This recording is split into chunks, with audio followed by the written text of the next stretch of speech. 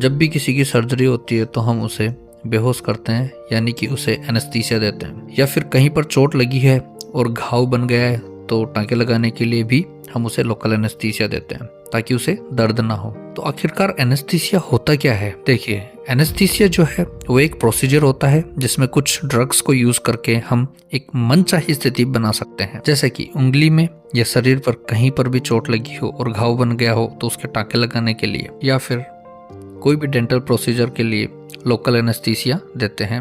वो सिर्फ घाव वाले एरिया को नम या सुन्न कर देता है जिससे दर्द ना हो। अगर हमें पाँव की सर्जरी करनी है या कोई मेजर प्रोसीजर पाँव में करना है तो हम उसकी रीढ़ की हड्डी में एनेस्थीसिया देके उसकी उस नस को ब्लॉक कर देते हैं जो कि उस पाँव से दर्द महसूस करवाती है। इसे हम रीजनल एनेस्थीसिया कहते हैं। फिर आता है जनरल एनेस्थीसिया, जिसमें हम पेशेंट को पूरा बेहोश करते हैं, जो कि एक मेजर सर्जरी के दौरान होता है, जैसे कि एब्डोमेन सर्जरी, हार्ट की सर्जरी या फिर ब्रेन, और भी बहुत सारी अन्य सर्जरियां होती है। इसमें 3 स्टेप होते हैं। पहला ये कि हम एनेस्थीसिया की दवाई को डायरेक्ट खून की नसों में डालते हैं ताकि ये जल्दी से बेहोशी करें, पर ये दवाई खून में होने की वजह से जल्दी से मेटाबोलाइज होकर खत्म हो जाती है और हो सकता है सर्जरी 2-3 घंटे और भी चल सकती है। तो हम फिर उसे सांस के द्वारा एनेस्थीसिया की दवाई सुंघाते रहते हैं कि ये बेहोशी बनी रहे और पेशेंट अपनी बेहोशी से जागे ना। इसी दौरान पेशेंट को एक और दवाई दी जाती है जो कि उसकी मसल्स को रिलैक्स कर देती है, ताकि अंदरूनी मांसपेशियां ढीली हो जाए तो ऑपरेशन में और भी आसानी होती है। और जब सर्जरी खत्म हो जाती है